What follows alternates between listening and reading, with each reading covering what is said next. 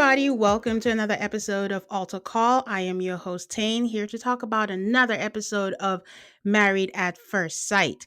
Before I dive into episode 5, I want to tell you guys about my Patreon, reminding you that patreon.com/altarcallmafs. You can listen to ad-free episodes, you can get bonus episodes, you can get episodes early. Last week, I had Michael from season 17 as a guest, and patrons of a certain tier were able to watch it on video. Those are some of the things you can get over on Patreon.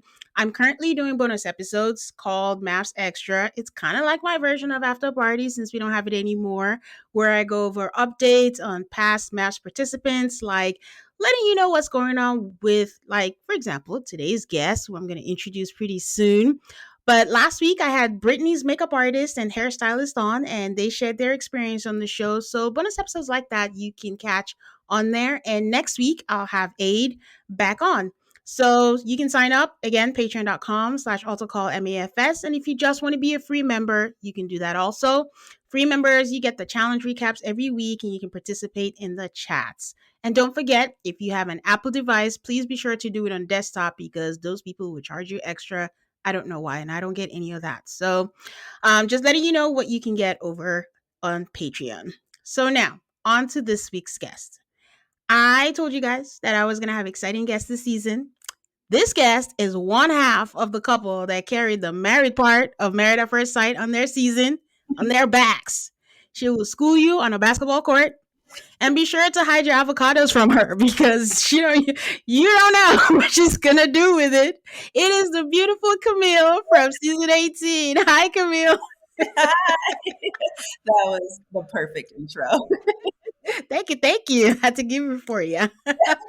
Welcome. I'm so excited that you're here. And I know I always say I'm excited, but I've been wanting to talk to you for so long. And I don't talk a lot about my behind the scenes, but when I reached out to you, you were so kind and you were so, excited to do this. So I'm excited to talk to you about this. Yes, thank you so much. I was really excited. I feel like I didn't listen to a ton of podcaster reviews for our season because, there's a delicate balance. Like there's some that I really like and just that kind of keep it classy. And the others are just kind of going for that like shock and awe factor at any means possible. And I feel like, or any means necessary. And I feel like sometimes it even gets into a little that like, just disrespectful, it's not fun to listen to. So I say all that to say your podcast was one that I really, really enjoyed listening to, and I followed it all along our season. So I'm very excited to be here and get to be on the other side of things this time. Yay! Thank you. I appreciate it. And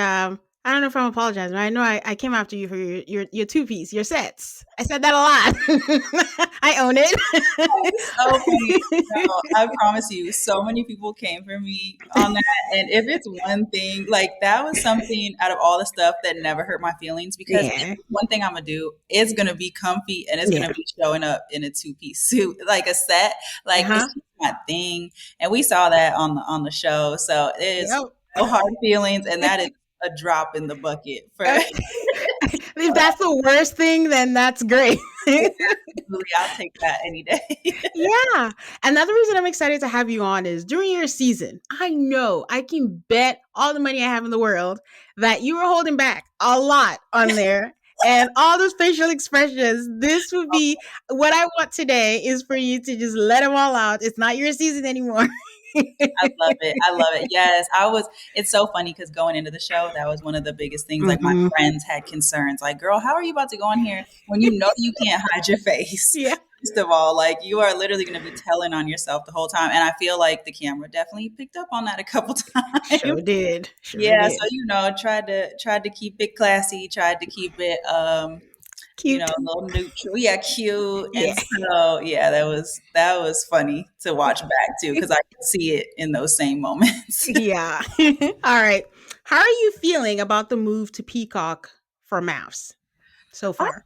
I honestly, I really do like it. I'm gonna be honest. It's funny, like when I was watching it back as a viewer for my season, I loved seeing all the little bits, and obviously I, seeing my own story and then everyone else that I've gotten to know really well at this point. I really liked all of that fluff, but every other season outside of that, I do not. So I appreciated just cutting it, getting right to the chase.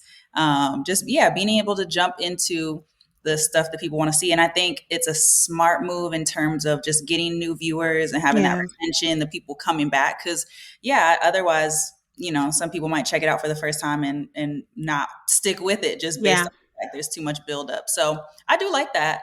I'll be curious to see what it does in terms of just viewership and if they end Mhm. up losing a lot from Lifetime. Mhm. But I haven't been missing it as much as I thought I had.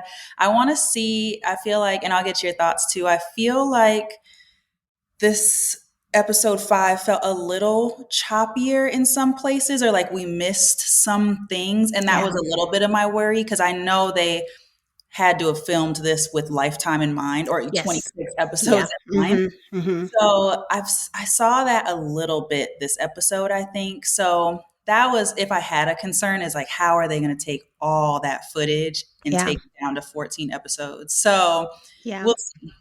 Yeah, I agree with you because and I think the interesting part or what would be interesting to know is if people who have not watched MAFS before would notice it. I think we notice it because we've gone through the slug of like 1,001 episodes and then we see when there's a fast forward and like, "Oh, wait, is this missing or is this not?" So, yeah, I I'm agree. with you on that. Yeah, the real ones know. Yeah, the day ones. Yeah. Speaking of Peacock, guys, for anyone, I've seen some people who are like, "Yeah, I'm not paying just to watch that show, and I don't know how I'm gonna watch it." Bravo had episode 1 and 2, so if you had your DVRs or on demand, you can watch episodes 1 and 2 on Bravo. But someone on the Patreon chat, thank you, Stephanie, shared that you can find episodes on YouTube. I don't even know if that's legal, but it's on YouTube. So if you're outside the country, because I know some listeners always say, "How do I watch it in Canada? How do I watch it in other places?" You can try YouTube and see if it works. Just type in MAFS US season 19 and see what happens. And hopefully you get to watch it. And if not, you're here already. You can hear my recaps here. Okay, Camille, I have to start with an important question. How is Uncle Keon? I have the funniest story I have to share with you too. And Okay. I'm not going to use names because I don't want to put anyone on blast. I don't know who Okay. this is, but so I got the little email in my bio for just, any like Mm-hmm. inquiries, whatever, just the normal. And so for the first time ever last week, I got an email from someone. I won't use her name. I don't have a last Mm-hmm. name, but literally an inquiry about Uncle Keon and is he single and what's his type. I'm like, oh my gosh. And it just brought me back to when that episode aired. When I tell you Uncle Keon had the internet in a chokehold, I saw Mm-hmm. so many people and posts like, and he's like the least techie person I know. Mm-hmm. I was Oh. taking a lot of that stuff back to him, and he just got the biggest kick out of it. But he's doing really well, still just smooth, chill as ever. But he got his little, 15-minute spotlight, and he was loving it. He was so nervous to be on there too, and then Oh. only had him saying like 5 words. I know he didn't say much, but he had an impact. He had Yes, an impact earned it. Well, I mean, is he single? I mean, there are people out there who might want to know. he is. He's single. He's ready Okay, to mingle. He's looking. So hey, don't don't let's flood her inbox. yeah, let's do some maybe like DMs or something. But I want to keep that email for business. Yes, for money, guys. If you Yeah. have opportunities for Camille, that's what you should use it for. Okay. But speaking of social media, I noticed that a lot of the current cast, all their Instagrams are open. And I know that wasn't the case for you guys. Can you share, like, when you guys were on, like, what were the rules? Like, you had to have it locked or no? Yeah, that's been really interesting to see because they were very strict with us, and to the point where we had a whole separate like PR call not too long Hmm. before everything launched, just Hmm. the do's and don'ts. Like spoilers are such a big thing with the show because obviously it goes on so long, and Hmm. everyone's trying to crack the code, and there's specific Instagrams dedicated to just having spoilers. Hmm. So, yeah, they were on our ass about that. Like, keep it private. They really didn't want us like going out together too much and all of that. Like, they really had it on lockdown. And so Yeah. that is very interesting to see the public profiles this time because that was very frowned upon, almost Yeah. like illegal for us. So, Yeah. That's very, very interesting. I know. But I mean, it's the same production company as Love is Blind. And I know for the Love is Blind people, they go on podcasts even before the season is done. Yeah, And I wonder what the thought process for that is. But I just found that very interesting. I think so too. And again, I don't know if it's because of the length of our season. Mm, They just needed people to hold on for a long yeah. time and not know, the more people know the outcomes, the less liable they are probably to watch the whole thing through. So I don't know if that's what it was. Yeah. Versus like Love is Blind, it's just a month or so also. So I don't know, but that's very different. Very, very. In your words, how's your hubby doing? Puppy's good. Yeah, he's at work right now, working hard for the money. He's doing really well. Yeah, he's uh, doing well at work. Him and his team are thriving, and yeah, we've just been having a good time and Hmm. navigating married life. But he's really easy to live with, and Oh, yeah, it just works really well. We have a well-oiled machine around sure. here, so he's doing well. I'm so happy about that. I'm not gonna lie. I think when they did was it the afterwards, whatever episodes, number 557 of the season, and it was the afterwards, and I think that famous line that he said that he was waiting for the passion to his brother, and I saw you guys, I was like, oh God, are they good? I don't know if this is gonna last, but I don't know. There's a whole thing between reality TV and reality, I guess, and it's just hard to reconcile both because I see you guys like, on your Instagram and you guys look good and I'm like, okay, this is good. So like how different is it watching yourself on TV and then living out the reality? Where's the middle? Where does it meet? I know. It is really hard, and especially for us too. I feel like in the big scheme of things, uh, everything felt pretty like smooth Mhm. sailing, and so the watching it back was a little tougher or trickier because I feel like, and granted, obviously other people got it way worse, but I feel like Yeah. we still kind of got some of that drama edit, and Yeah. even down to that last episode. Like there were Mhm. lots of other conversations I was we were part of, Yeah. that just were a little more, I guess you could say, promising or something. So Yeah. I'm like, why now we're leaving this off on what, like a cliffhanger for like the last episode? Like, just let us be good. But Yeah. at the same time, though, I think that also brought a sense of normalcy to it, in the sense that at that point, we watch that back now, but like at that point, that was, November of 23. Mhm. Or sorry, it was no, it was November of 24, or like last fall. Either way, it had like, Okay. probably 7 months before the episode aired. Okay. So it was one of those that I think it's okay. It's kind of like dun dun dun, because everyone's wanting that, like, oh, Mhm.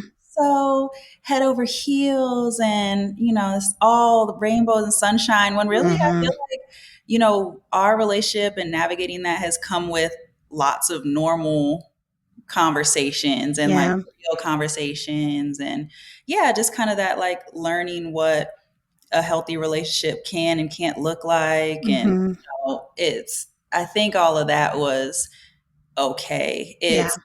And it was more normal than like how they kind of teed it up to Yeah.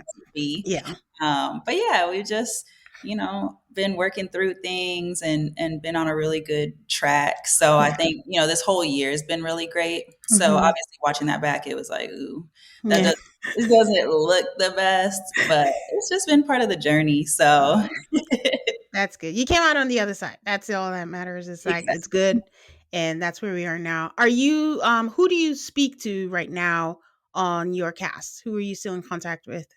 We're pretty much still in contact in some capacity with everyone, I would Okay. say. Obviously, it probably will never happen again to get the whole group back together in one sitting. Yes. Mhm. But Mhm. Tom and I are kind of just that, in that middle ground. Like, yeah, we'll reach out. Like I said, the frequency varies. Some people we talk to a lot more, some people less. Mhm. But in some form or fashion, I would say I've probably talked to everyone in the last month, and kind of keep tabs on everyone through social media and all of that. Yeah. Mhm. Okay. All right. That's good. Okay. This episode, what is my summary of it? There's a lot of apology, a lot of accountability, a lot of conversation, which is a good thing. I feel like that's what I usually complain about, but also it's a lot, Camille. It's just a lot. I'm It's giving, emotionally drained. yes, it's giving very heavy. By the honeymoon already, which Yes. the blessing and the curse for I think people being more invested and into each other. Like that's Yes. a nice thing to see. But yeah, so then it does come with like these heavier conversations that we haven't really had in a couple of seasons because Mm-hmm. most people hadn't even made it to the okay, I like you, I want to do this part. Yeah. Yeah, but on the flip side, maybe it's what we were talking about. Maybe because they're trying to condense it into shorter episodes, they're laying heavy on it and giving it to us all at the same time. Hmm. So who knows? Either way, there's just a lot of emotions. But okay, guys, we will dive into the episode. I'll take a quick break and we'll be right back to start with Megan and Derek. And we're back. So for Megan and Derek, where do you stand on them? Like, what do you think about that fight that they had paddleboarding where she said like she felt ambushed? Do you think the ambushed meant for real, or like on camera is silent? I think so. The way I feel like ambushed is a strong word. Very Trying to give strong. her Very grace strong. trying to give her grace. What I'm thinking is kind of going on in that moment is, you obviously have time together when you're filming and then off camera. So Mm-hmm. everyone kind of takes different approaches. Obviously, production is really wanting you to keep all conversations for when you're in front of the camera, Mm-hmm. at least deep conversations. Yeah. So you always get a little bit of that contrast where one person is, really has their mindset around that, and the other person maybe would appreciate more conversations off camera. So I'm thinking the ambush was more like, whoa, where is this coming from? And now I'm embarrassed because now it was on camera that you said Yeah. that kind of Yeah. thing. I also, though, think he said it in the most kind, Yes. understanding, here's what Yes. I just would like some more of type Yes. of thing. And so that's why I was like, okay, girl, it's okay. Like ambush is very strong. So I'm thinking maybe it was more just that, like you obviously want to look like you're having a great relationship on camera. So Mm-hmm. ambush was not like, how dare he say I'm not doing something right in front of the whole nation. Yeah. I was with you, but later on in the episode, we're going to get to it. She says it again. That now I'm just like, I need a definition. What does ambush mean to you?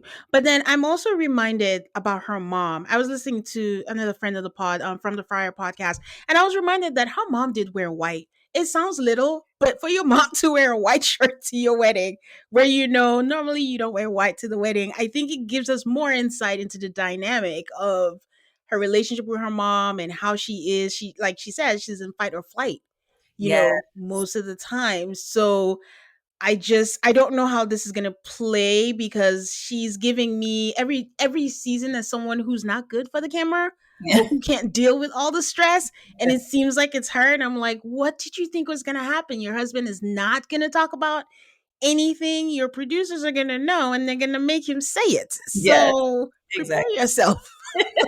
That's such a good point. Yeah, I think that she probably has lived a lot of her life in defense mode or having Mm-hmm. yeah, just defend her actions or whatever it may be. Yeah.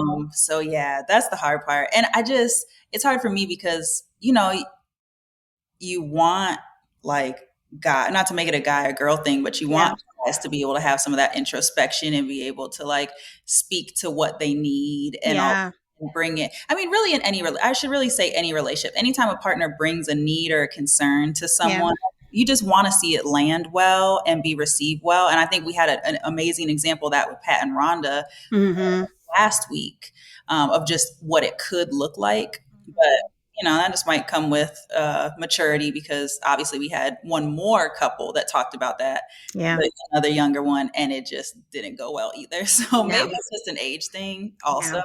Yeah. Yeah, that's true.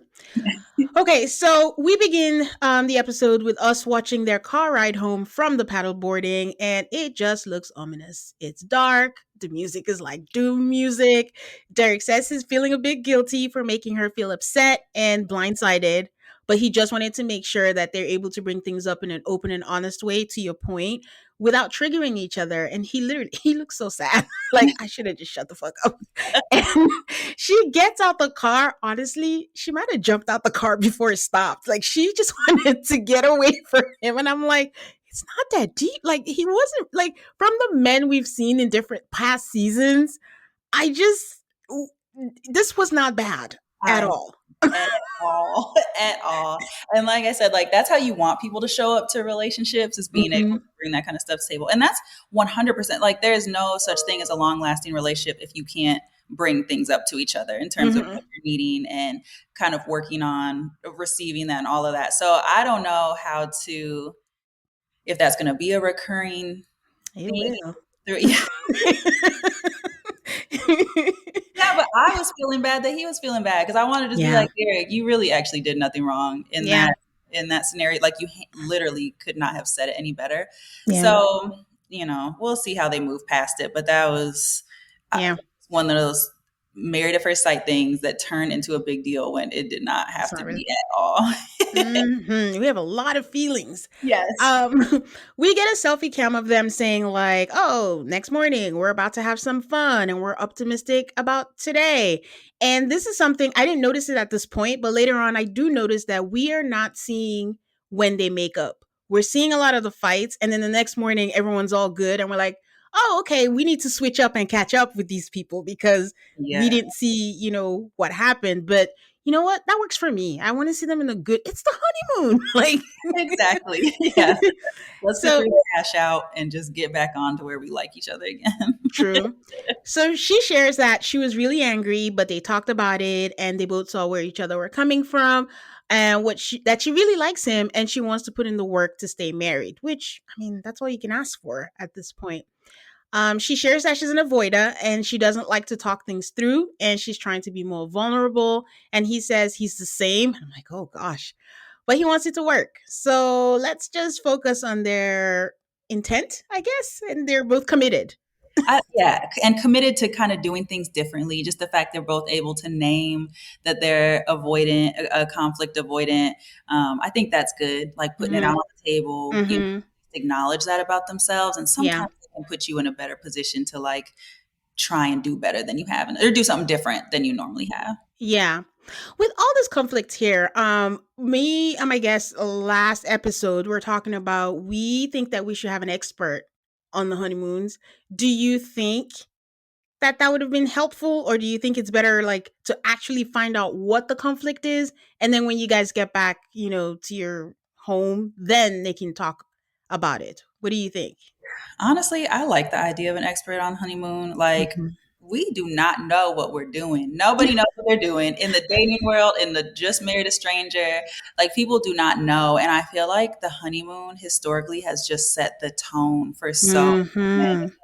of the marriages and relationships. And a lot of times, like, it's surprising how much damage can be done in what, like Mhm. 5, 6 days that you Yeah. can't come back from. And especially when it's kind of simple things that just blow up more than they need to be. Or again, just because people don't have the tools Yeah. to work through it. And especially if it's slipping back into old habits that you've always done or whatever it may be. I think that early intervention, even if it's maybe like a Zoom call or so, like some kind Yeah. of session, a little bit of intervention might save.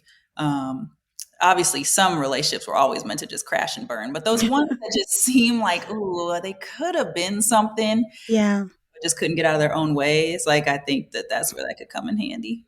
Yeah, I agree because I was thinking about the season 17 when it was Lauren and Orion. Pascal had to he was in his car Yeah. just sitting there like he was like he needed to do something. So, yeah, I think it would be good for them. And something I like that maybe, I don't know, I'm not a therapist or expert. I don't know if it works, is I really like the playback idea. I like for people to see themselves because maybe sometimes in the moment feelings are heightened, but then you play back and you're like, oh, I Yeah. sound silly. Like, oh, Yes. is that what I did? So I think doing something like that and actually having like someone play it back to you and helping you see it from the other side would be really good. And I think I've never thought about that, but you make a good point that the honeymoon is like make or break. Like a lot of damage could be done that you can't come back from. It really is. Really. Yeah, Yeah. I feel like I saw that even like with our group. I feel like by the time we left the honeymoon, we were as a group looking way more different and way more raggedy than when we showed up. Just in terms of couples and the strength of the couples, we were happy and smiling getting there, and then by the time we left, it was already like different vibes for a lot of couples. Yeah. Yeah, I think that that really is like such a pivotal point in the marriage, even though it's just an eighth of the Yeah. whole part, you know? Yeah. Yeah. Maybe a honeymoon retreat Yeah. type thing for everybody, and then another one afterwards. But yeah. Yeah. So they play a card game, and the first question is, "Oh, what is your perspective on kids?" I'm like, "How convenient," because he's like 2 to 3. For those who don't remember, in the I think not the matchmaking special, they took that out. But when the extras were talking to her, she's like she's iffy about having kids, and maybe she could have one. Meanwhile, Derek is like, "I want kids." I'm like, "Okay, experts, here we go again."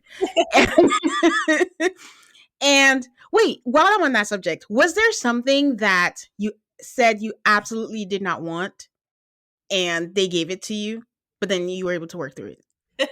No, actually, I got lucky with that because I came in like really trying to be as open as I could. So my Okay. true two like deal breaker non-negotiables was a cigarette smoker Okay. and someone like way visibly shorter than me.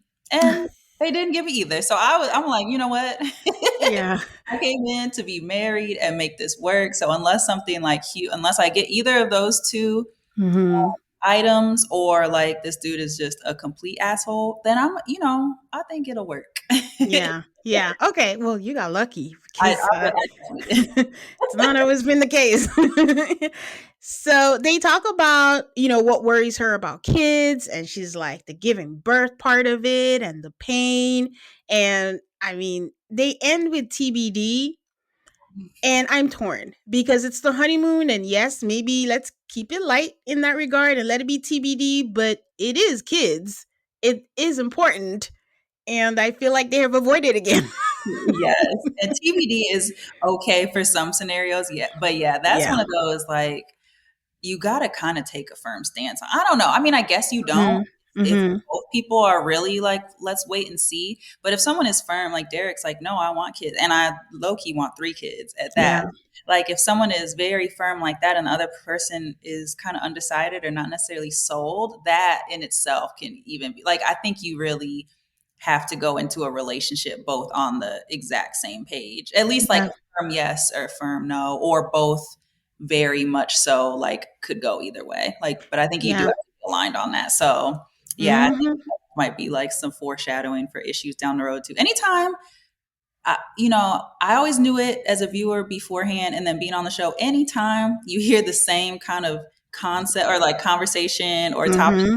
up a couple different times, especially when it's kind of Hmm. out of the blue, like they were talking about their attachment styles and being avoidance, and all of a sudden now we're talking about how many kids we want Yeah. specifically, and then moving to the next thing, it's going to Yeah. be about that kids topic. Yep. And that's the thing. And like I said, not when you watch reality TV for a while and you know how they kind of move. Because I remember for Brianna and Vincent, that was a thing too. And then after the show, I think she said, no, it wasn't that I didn't want kids. I was just concerned about, I can't remember exactly what she said, but it was like a huge thing, like that she didn't want kids. I mean, but here they are. They have 2 kids. So I don't know what is being exaggerated and what is not. And I have to turn off my brain like, okay, Tane, just watch the show for what they're giving you and don't try to figure out what they're trying to do. Yeah, it'll drive you crazy, but yeah, I'm with you on that. Yeah. So the couples go on a boat ride. And even though they're having this boat ride and they hung out before, I can't tell if they are keeping the couples apart more or less thanks to your season, or Touche. or I don't know the filming when they filmed it. Maybe it didn't even matter, but it feels like they have the events, but they're not like putting everyone together. Later on, we're gonna see like 2 couples just meet and they're like, that's enough. And 2 completely different couples, like I'm like, why these two? But okay. Definitely some random pairings on this one. Yeah. So Um, so They go on a boat ride because what is MAFS if the couples don't go on a boat ride? You gotta go on a boat ride on the honeymoon. Um, so Jalen shares that Josh shared that he's falling in love with her, and Will shares that they have bumps, and but Brittany is gorgeous, and Britt says that she feels closer, and they had a breakthrough. The rest all say the same, that they have bumps, but they're going really well. And then there's this whole storyline that's going on of Josh convincing Jalen to do things outside of her comfort zone. And he convinces her to jump into the water, like, oh, when are you going to do this again in Panama? And every time I want to accuse Josh of forcing Jalen to do something that's not in her wheelhouse, something happens like this. And I'm like, oh, I'm glad he made her do it. So And I think I, because she receives it well, like nothing's yeah. gone wrong yet. And like, Mm-hmm. she always kind of comes back with a feedback, like, yeah, I'm glad I did that. So Mm-hmm. I'm with it too, then in that case. I know, and I'm trying to think like it's more of her attitude, right? Because what if someone's like, "No, stop making me do things"? Would I be like, "Why is this man just trying to make her do stuff that she doesn't want to do?" Like, Mhm. or, but I'm glad that she's enjoying it, and so far so good. So hopefully nothing bad happens, so she can keep trying new things because it's turning out well. There was a funny moment where Jalen says, "Oh, it's so nice being here with my mom, my new stepdad, my new husband," and I'm like, They "That's got so the cute, whole family out there. Yeah. Papa." Yeah. So after the boat ride, we're back to Derek and Megan. They're having lunch, and this is a staple in MAFS, the dogs, the pets. It Yes. just always comes up. And he brings up his concern about the dog sleeping with them. And, I don't have a pet. Same. So in my head, it's a no brainer that the dog is not going to sleep in the bed with them. But it looks like it's a there's no argument. There's no conversation. The bed is going the dog is going to sleep with them in the bed. And yeah. I know. I'm really not a dog person either. Like full transparency. I actually am kind of allergic to dogs. So that's a big Okay. thing. But yeah, that's just, I'm more of a cat lady, if anything, but I don't Hmm. have pets and just, the hair. And again, I think just the thought of it makes me kind of like itchy and stuffy. But yeah, I feel like I remember like when I was in the dating world and like if I Yeah. would be on the apps or something, if I would be like swiping through and I saw a guy with his dog like in the Yeah. first picture, it sounds like not even like from a superficial level though, but I would just swipe because obviously like dog people are dog people and those are their Yeah. children. Hmm. And my sister has a dog and she's a super sweet dog and that's her little baby, but it's just not me. And so, yeah, I have a hard time with like I would not be handling that conversation as well. Yeah. If it's like, oh, the dog's just going to be in the bed. It's like, well, then Hmm. not. So, Yeah. yeah, that's hard. And it's almost like you said, dog people are dog people, but I feel like Megan, like she's really into her dog Zoe. It's almost like an emotional support and not just like her child or anything. It seems like I need to have this dog to survive. Like Mhm. Yeah. so I don't know. Derek has competition Yeah. right here. Derek makes it funny because they're having dinner and they're howler monkeys and they're making noises and he's like, I can make a howler monkey noise later. And I appreciated it because I find them boring. And I appreciate that there was some personality and I actually laughed and she laughed and yay. I agree. That was a we needed that because it's nice to see a lighter mood, nice to see, yeah, the personality come out a little bit. So I did enjoy that part. Yeah. They're excited to live together and I'm glad that they are. So we'll see what happens with them when they get back to Austin. Mhm. So, okay. All right. We'll take another break because we are about to talk about Will and Brittany. So, all right. Will and Brittany, what is your armchair expertise diagnosis as someone who's been through this with these two? Well, where do I begin with these two? I think that I really like them both individually. I think they're both very smart, very good looking people. I think what's getting them in trouble is that they are actually, I think, a lot more similar than they realize. I think they think Oh, differently, different people. I But think so. do you? I don't know. Okay. I just get like, at least from kind of the heady, like, again, very smart, but And almost, intellectual.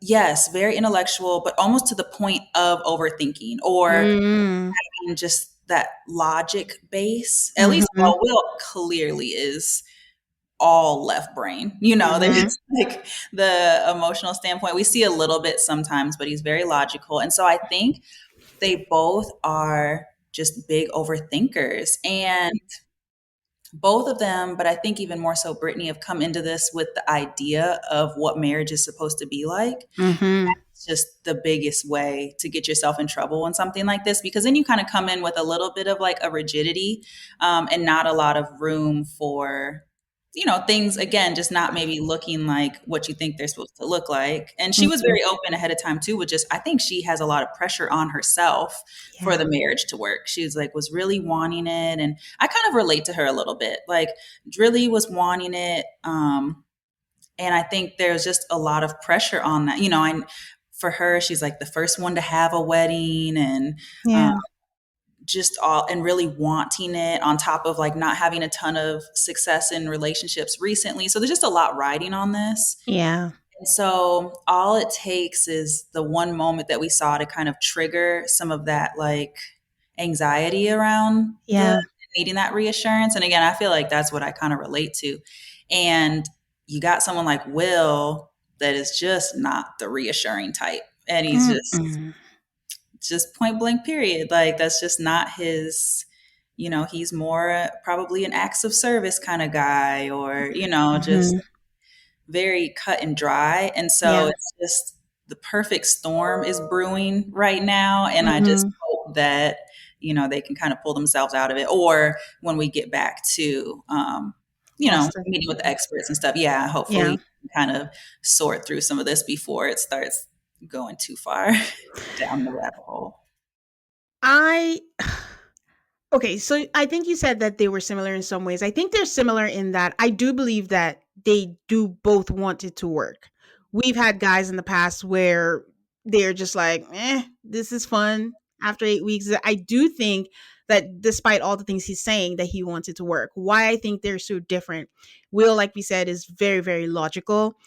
Brittany is a ball of emotions. She's just a lot. There's a lot of pressure. There's a lot of not allowing for things to be and aligning with what her current situation is. And she's wanting so much in so little time. It's so funny that a lot of the brides or the grooms come in and they're like, oh, when they talk about sex, they're like, oh, I don't know if we want to have sex. Like, they're still a stranger. But they don't apply it to other things too. They are still a stranger. So you just got to give it time and learn each other and don't automatically think to the worst. And I can relate to that in terms of like being catastrophic, like, oh my God, I can see this crumbling in front of me. I gotta be another. I think she's the one who said there's only like single women in her family, or something to that effect. Like, I'm gonna be another statistics in my family. Oh God, I gave up this to do this. I'm on TV. And I know it's just a lot.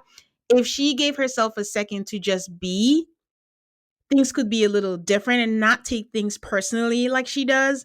And Yes. for Will, I don't know what the solution is, because the problem is right now he's an android and he needs a human configuration. And he's not going to get it here. And I don't know, because everything he says on paper technically is not wrong. It's just Yes. Yes.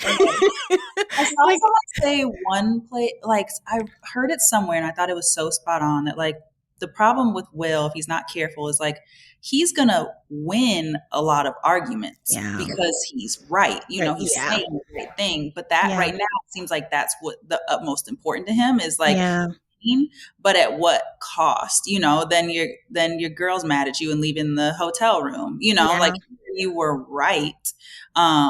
You saw it at the wedding talking about the church stuff. Is like he brought out yeah, all the facts. Like, facts. okay, yeah, you knew everything there. But what does that do for that gray zone? Like Yeah, relationships are so far from black and white, and I feel like he just operates in black and white a yeah, little bit.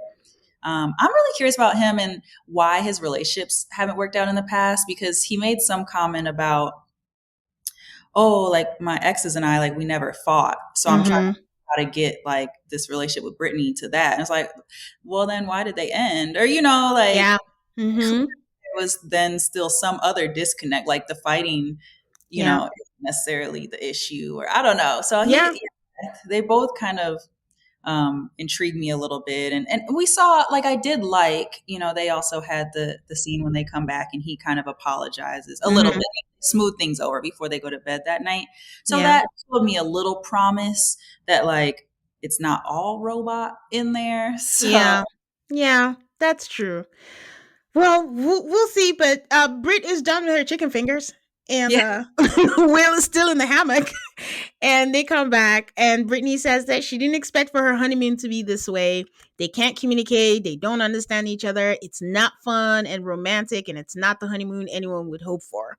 So then they're back in the room, and Will is like, "Where'd you go?" And he asks, like, "Is that something that happens often?" And again, it's his delivery.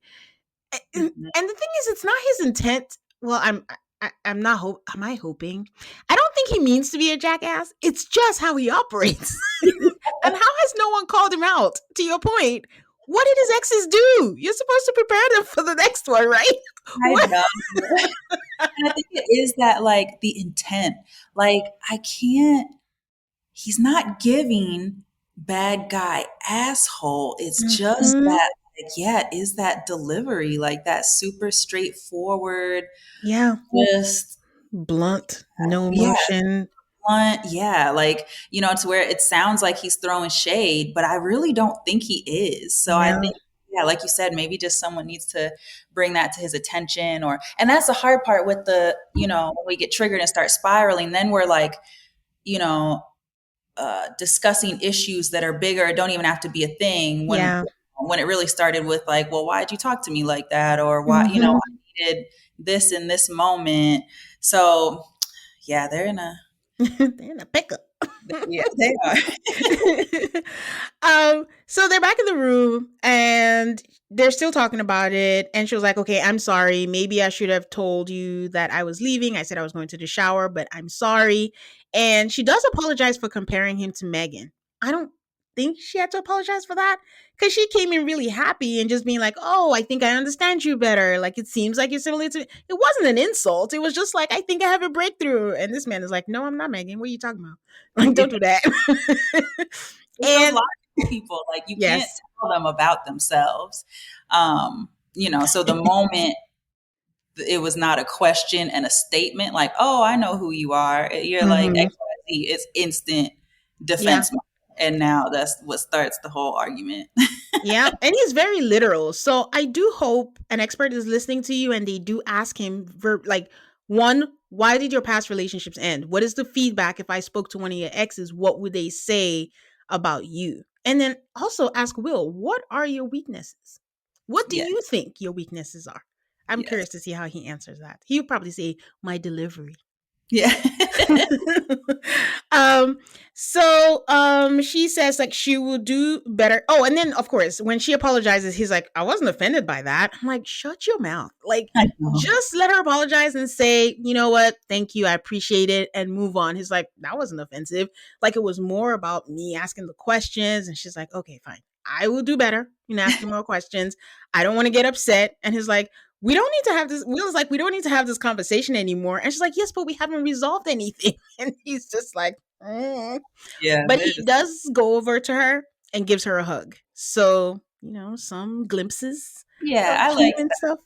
and I kind of feel like just in that moment when he came over and gave her a hug, I really felt like I saw this little moment of, like, softness, or just like her shoulders dropping, Mm-hmm. some of that tension just, like, Mm-hmm. left. Like, I wrote down, like, that's what she was needing. Like, that, I Yes. feel like she really needed that in that moment. So that, I really liked that. And again, coming from someone who I would classify myself in the past as, like, an anxious attachment style, that's Mm-hmm. really all you need in that moment. So the whole Yeah. argument on the balcony could have just been squashed with more, yeah, like, love and care, like that Yeah. one we saw.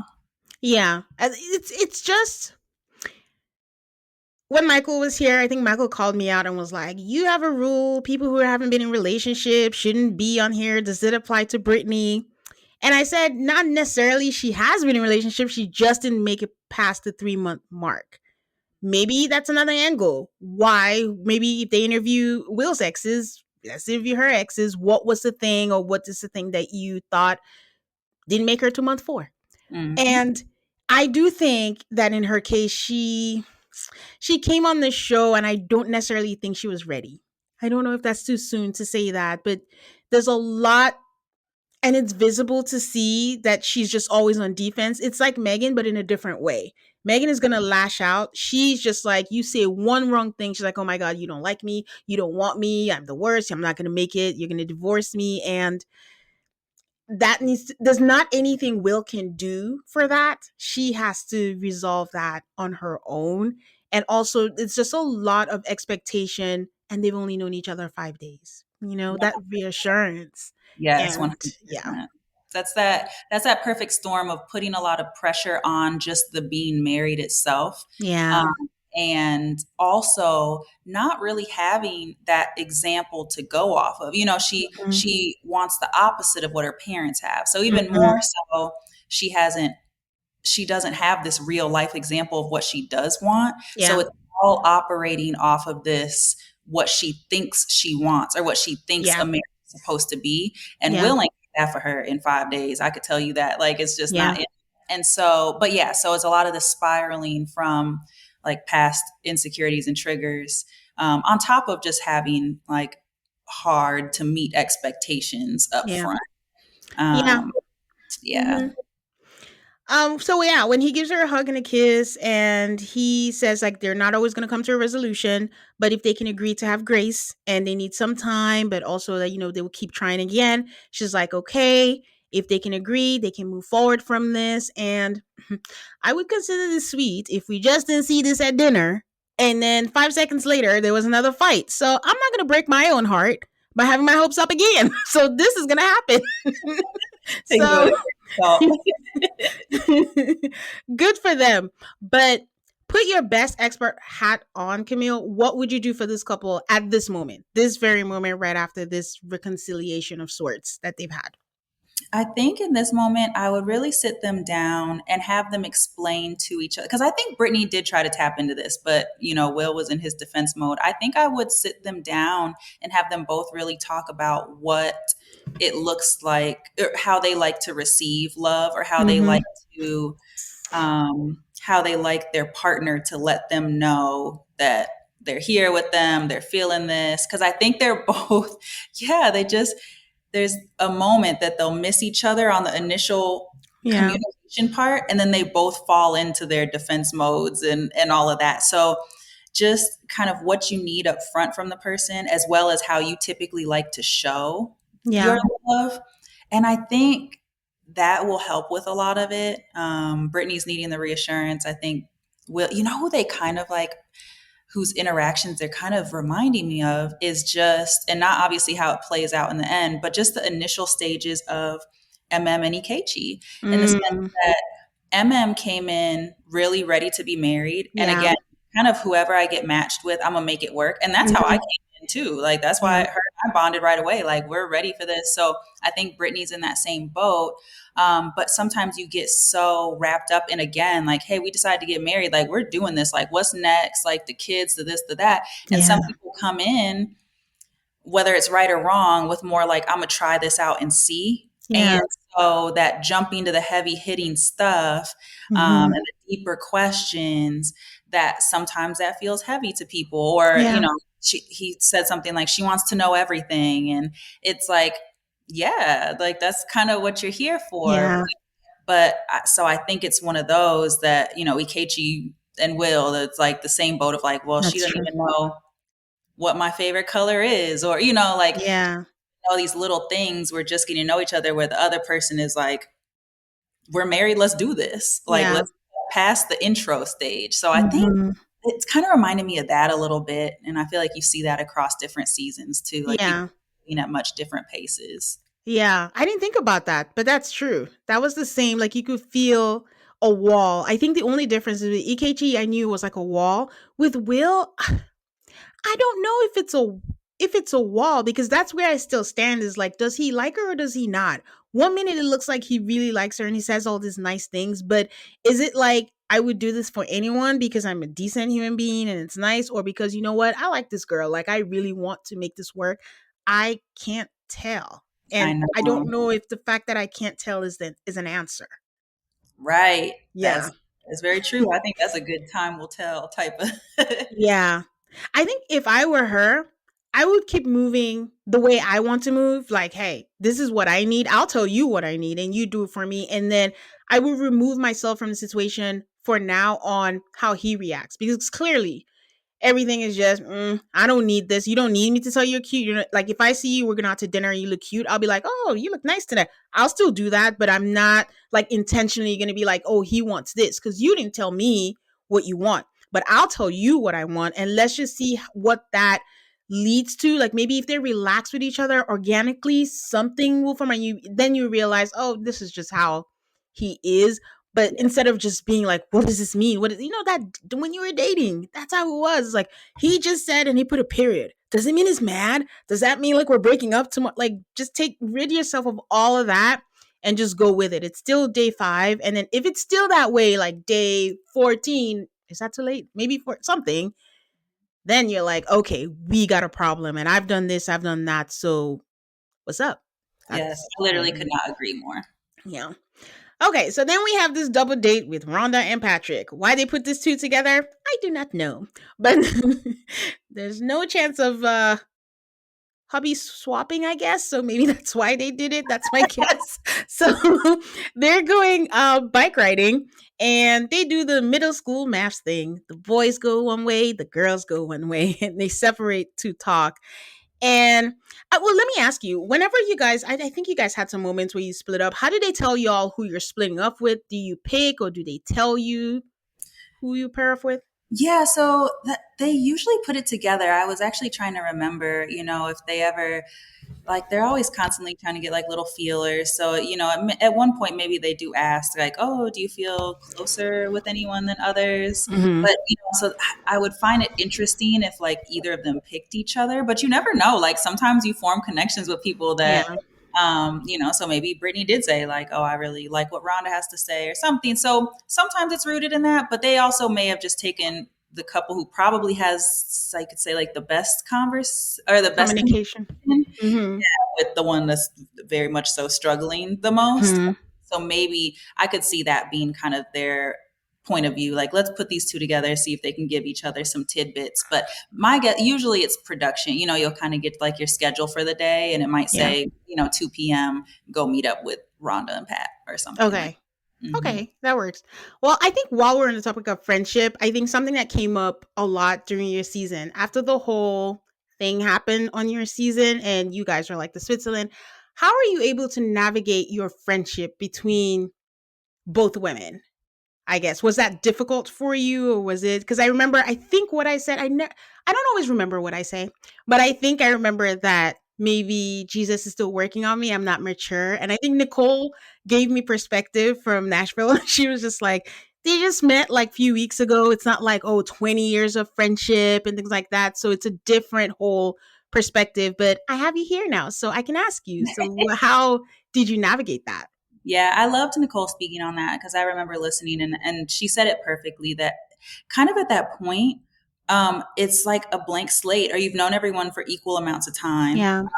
And then also, a lot of this buildup, a lot of the conversations, a lot of the storylines we watched back with filming too. So Hmm. you don't really get to see each other that much during the 8 weeks. Obviously, Hmm. some of the group events, and I guess some people do hang out more off camera, especially like if they're not really into their marriages, then they're Hmm. hanging out more Yeah. socially. But Tom and I were kind of like, yeah, just ducked off a little bit. And so I think that was part of it is I was kind of removed from the whole thing until, obviously we were Mhm, brought together and had to talk about it. So, mhm, it's not like Michelle and I were talking every day, like, oh, I think something's up or like, how's the mhm, relationship?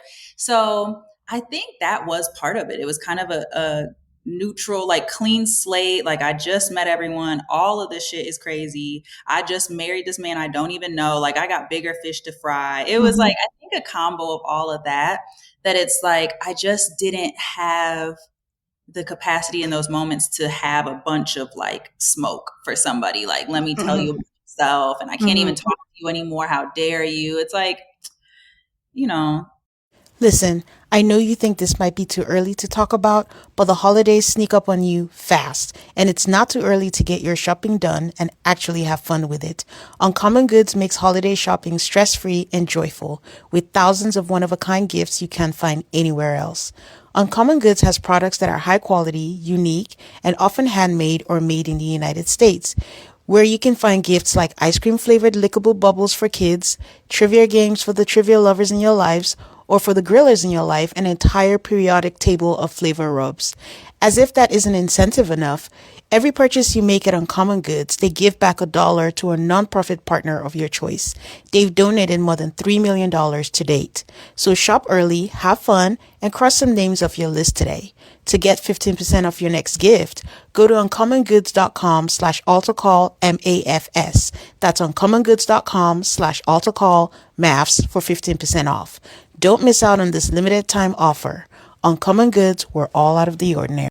The human body is fascinating, but did you know that scientists now openly say that your gut is the cornerstone of your health? The gut is the foundation of overall health and vitality. It's not just about digestion. The gut affects everything from your energy levels and mood to weight management and even longevity. Most gut supplements contain probiotics or probiotics and prebiotics at best. Bioma contains all three essential ingredients your gut needs: prebiotics, probiotics, postbiotics. Each ingredient is science backed and third party tested. Just 2 capsules before breakfast takes the guesswork out of feeling your best. Visit gobioma.com/altarcallmafs today for an extra 15% off your order. That's GOBIOMA.com/altarcallmafs and get an extra 15% off any order from the site. None of these relationships are headed somewhere. These we're all Yeah. crazy out here. You know, I think it was just Yeah. along those lines that yeah, unless someone like really wrongs me and like my family or someone I really care about, not like I didn't care about them, Yeah. but Yeah. it's just Yeah. yeah, it was the whole thing was crazy, the whole show or just the whole experience. So I'm like, yeah, it wasn't in me to be like, oh, I can just never talk to you again, Yeah. or let me run back and tell this person what another person said. So Yeah. yeah, I think I'm too neutral sometimes. Okay, thank you for sharing that with us. Okay, so where were we? They're talking, and Brittany tells Rhonda what happened, and she takes responsibility for walking out without saying anything. And Pat is also talking to Will and asks him, "Well, have you had any communication issues in your last relationships?" And this is the very right question to ask. And he's like, "No." And Pat says, "Well, that's unusual because is that the truth? I need Will's friends. They'll tell us the truth. Like, Yes. what really happened? What was the issue?" Over there. So Rhonda brings up something that happened the night before with her and Pat.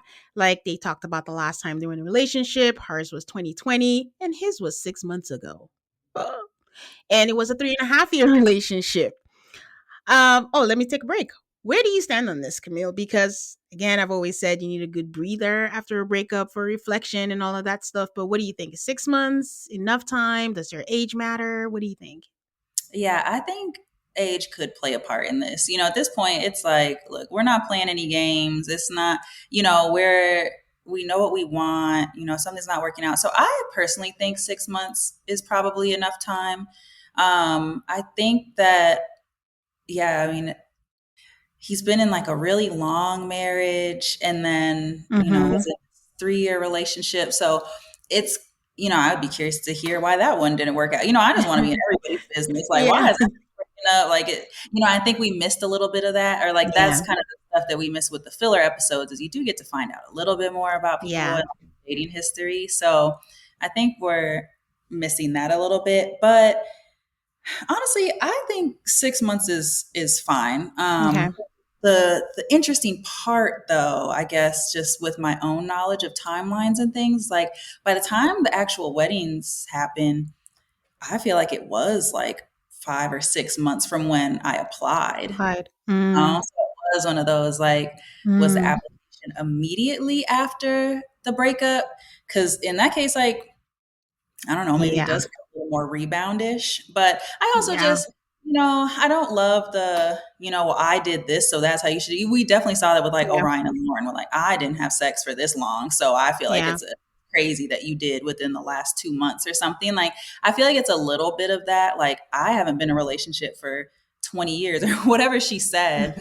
So Yeah. now it's like, I can't even fathom that he was just in something for 6 months ago and then like questioning his. I don't know. Pat just seems like he really has his head on straight. So it's like he doesn't strike me as this like playboy lover boy that's hopping from one person to the next. Yeah. I think if you sign up to do something crazy like this, like it's not just a regular rebound. Like some thought goes into it. You have to decide that you're ready for something like this. Yeah. That's a good point that you bring up. Define 6 months. Was it after the application, before the application? When did you cut things off? When was the last time you saw kind of situation? Knowing what we know like further down, I do think that Rhonda's fears are coming slowly creeping up on her. And that's why she's kind of making it a big deal. They're going back to the real world and she's like, oh my God, what have I done? I went and got married to a stranger. Was I ready? Did I want to do it? And she's pushing it on him. Um, I don't know if I'm in the minority, but I'm still wary of Pat. I'm still about his kids not showing up for the wedding, which people have said is not a big deal. It's a big deal to me, and him living with his mama. Right? Like The I don't only know. thing about his mom for me is that it's very much so giving caretaker role versus like I'm just staying with my mom kind of thing. Like I don't Hmm. have my own stuff. And like my mom really, she like relocated up to Chicago to help take care of my grandma and stuff. So I feel like it's one of those things like just the later in life type of thing. Yeah, Um, but yeah, I mean, it does make you less able, I would say, to just pick up and start fresh with someone somewhere new. So I see it more like that. Like he's anchored a little bit there. Like, what will it look like to really for them to get their own place together, something like that. He's like, yeah, just anchored or tethered a little more versus you know, a boy living with his like in his yeah. mom's house or whatever.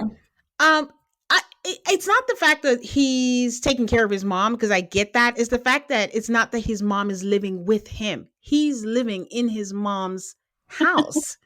Yeah. And you decided to get married at first sight. What was the plan? I mean, I think I had a guest co-host who had that concern, and I was like, well, that is an important question for like Rhonda's saying, oh, I haven't shared space. What you should be asking is, what is the plan for your mom? Like, Yeah, yeah. if Like? yeah. Hmm. So that's my only thing with him. But so far, so good. He hasn't given any reason to be concerned. But I'm just like, okay, prove me wrong. So she said that he felt judged when she responded and when she reacted. And she said she wasn't judging. She was just more curious, wondering, like, is he really ready for this? Or is he trying to fill that gap because he's a relationship guy and he doesn't like to be alone? Which, in a sense, that's valid. They always say this. It's a running joke that a lot of men, like, are older, if their wives die, they quickly remarry because they don't know how to be alone. Mm. So maybe that's something that's on her mind. And, she's like, she needs time to process that. And she curses a lot. And she's like, he's so fucking sensitive. And I'm like, leave the man Which alone. I know. She said that. I'm like, girl, you just putting this man on blast. And it's just like, yeah, she said like sensitive and insecure. And like, again, maybe Mhm. this is just an editing thing, but I haven't gotten that from him. And like, Yeah. I feel like, yeah, I don't know. He seems like Yeah. very mild mannered, and maybe that's just in comparison to Because, like, yeah, like she has a lot of energy. But I don't know. He's just giving very stable to me, like emotionally and like yeah. mentally. And so I'm trying to figure out, sometimes when people tell stories and it's Yeah. like their position on things are like Yeah. certain things embellished, or is it only from like their own subjective how they perceive things versus Hmm. sometimes reality like be getting altered a little Yep. bit. It's just like Yep. the stories we need like a little more. We can't cut their scenes as much because the he said she said when it comes to Yeah. Ron and Pat, I feel like there's stuff that's dropping off, and I want to see. I would love to have seen that conversation of them talking Yeah. about just got out of the relationship and see how it really went. Yeah. Completely agree. Like, is it your perception? or are we missing, something? And then she goes, and his long-term marriage really fucked him up. And like you said, makes him insecure. And I don't want an insecure man. And where I'm confused is this man told us that his marriage ended because she didn't want to have sex. What fucked you up? And I think in another episode he had said like, oh man, that really messed, he did say that it messed me up. And I'm like, you asked for it. And I just took it like, whenever there's a breakup, whether you initiate it or not, it's hard to go through. But now I'm like, what fucked you up? Like, you were very clear that you were not going to be unhappy. You wanted to get some sex and you left. So connect the dots.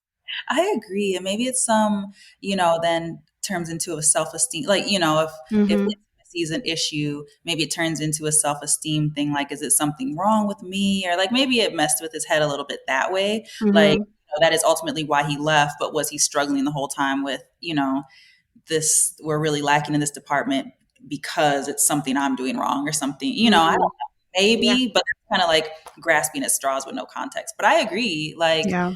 language is just so Strong. strong. It's still coming from a little bit of that dynamic of like, I'm doing stuff right and here's what he Which needs to to fix. fix. Yeah. Yes. I'm like, girl. Yes. I But mean, I'm not going to act like an angel. It's very easy in marriage to be like, you fix this, you do that, I'm doing this. It's just, it takes a lot of work to look outside yourself and be like, okay, maybe I could change this or, change that, so maybe that's what she's going through. Um, I hope that she didn't sign up for this for the wedding.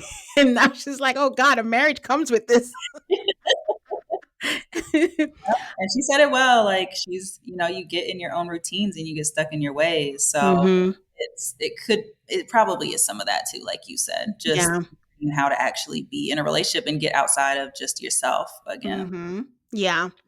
I noticed that Will doesn't give no Pat doesn't give a lot of details to Will. In fact, what he says, and I quote, is on our side, there's some concerns on how we each got to where we are. I'm like, that could be anything. Like Yeah. what? I don't know how to take that.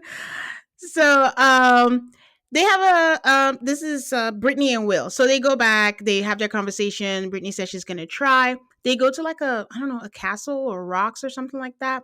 And he said that there's no point where he wants her to be unhappy. And Brittany's like, I hope they continue with this momentum. She's calling him babe. And I knew it was too good to be true because all of a sudden I see Brittany and she's sad again. I'm like, I can't. Ugh, We I'm were just, watching last night. I looked at Tom, was like, wait, what happened? Like yes. I thought we were cool. Oh, Will is just like, do you need space? I mean, I could go. I'm like, guy. So she's like, well, it's not a good feeling that he doesn't feel comfortable being intimate with her and she feels rejected. And he was like, I thought we had a good day though. I'm like, Will, you did, but now, and again, what we're missing, how did we get here? Like, did she just sit in her thoughts? I'm not gonna act like I don't know this. I do this. I'll sit there and I'll be like, you know what? That time when you said this, now I'm mad, and now there's 10 more others, and I have this example. So Yeah. maybe that's what happened. But Yeah. it's that's what's missing for us viewers. It's like we can't see them kiss on the rocks. She said she always wanted to kiss her man on the thing, and he did that for her. And then next thing, you don't want to be intimate with me. And I'm like, wait, what? How did we get here?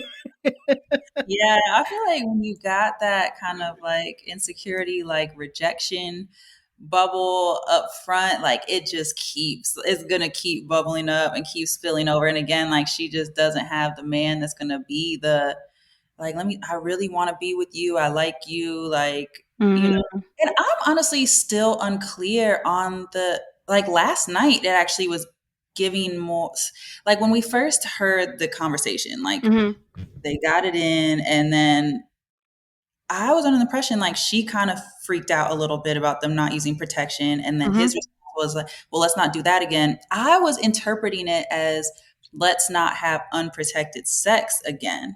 Mm-hmm. But something must have happened to where she took it as just sex in general. And I was like, well, maybe that was the whole breakdown.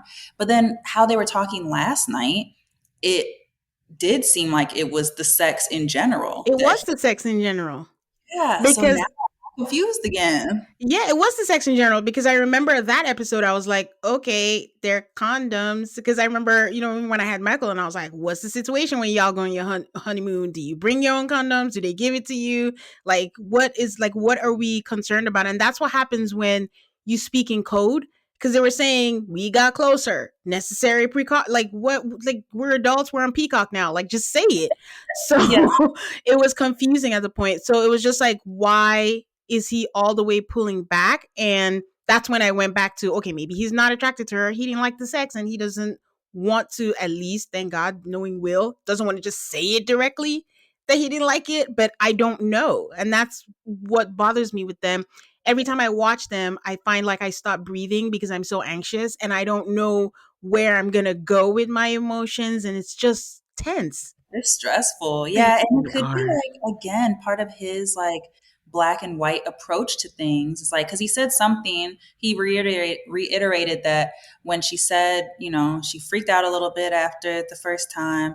And then he said something like he felt responsible for her being uncomfortable after the first time. And then I think that's what caused that withdrawal. So, like the black and white, maybe Mm-hmm. he did then jump to like completely the other side, like, let's not do it again, because someone who doesn't process things emotionally, maybe Yeah. that's the solution. Like, I don't know how to fix how you're feeling about, like, now it's my fault. I feel bad that you feel bad. It's off the table. Or like maybe it Yeah. just 0 to 100 like that in his brain, because there's not the gray zone of like, well, what's the Yeah. middle ground, or like, Yeah. I don't know.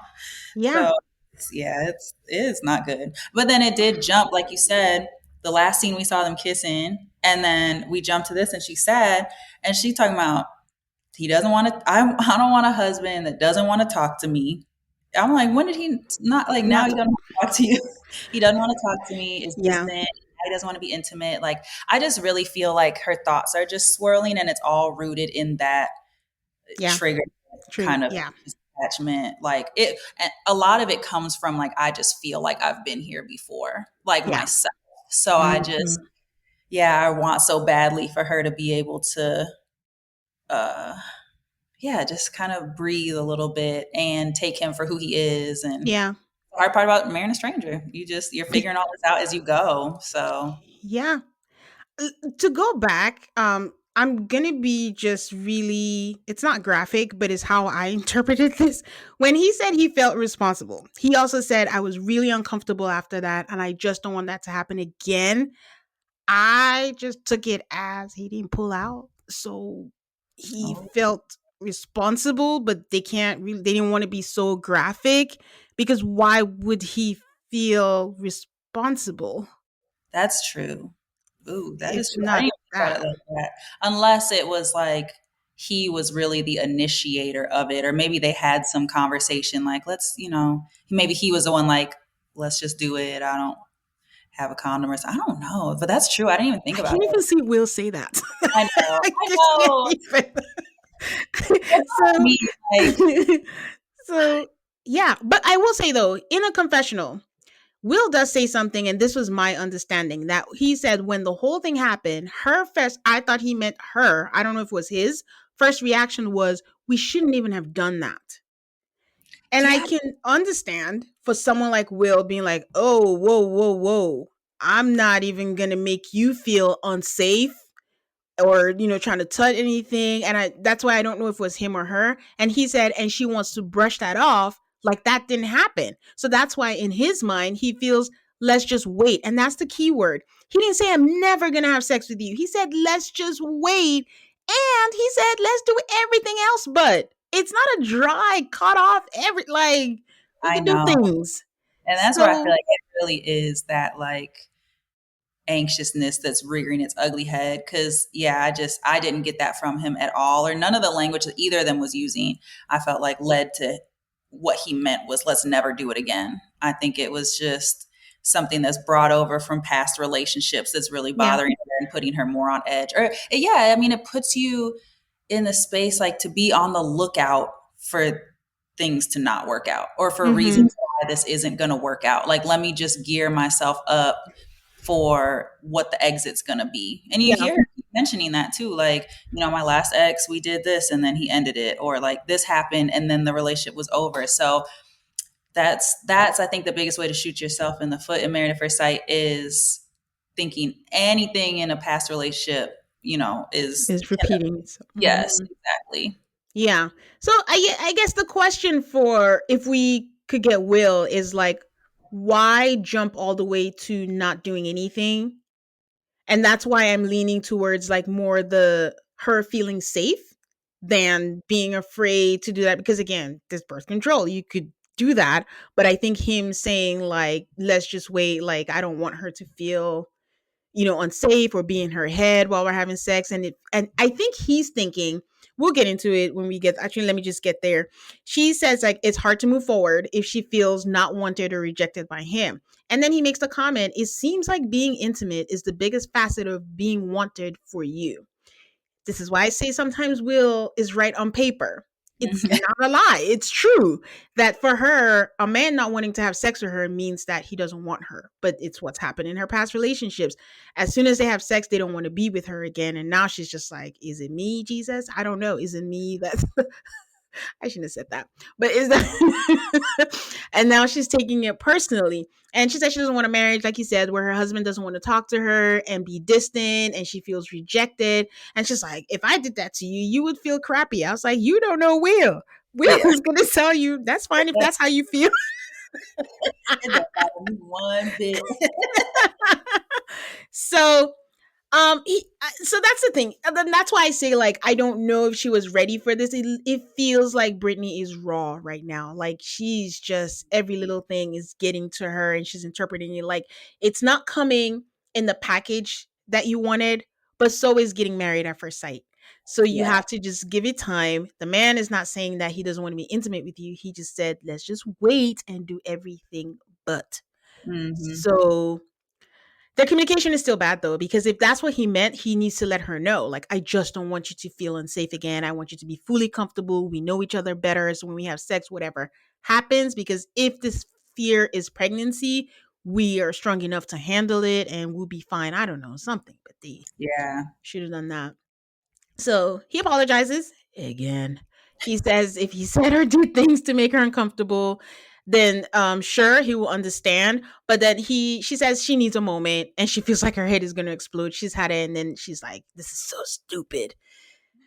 So I wanna devil advocate. I know devil advocating is annoying, but just a different point of view. And I love Brittany.